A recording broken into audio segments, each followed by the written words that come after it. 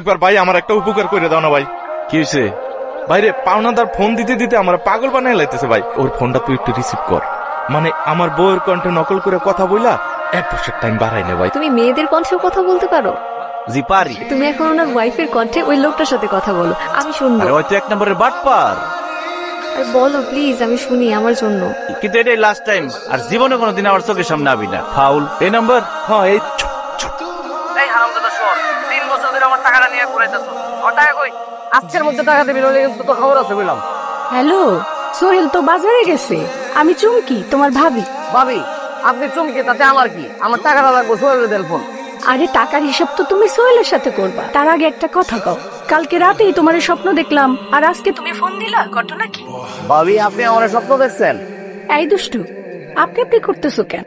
সোহেল তো বাড়িতে নাই, তার চেয়ে চলো আমরা দুজন দুষ্টু দুষ্টু কথা বলি।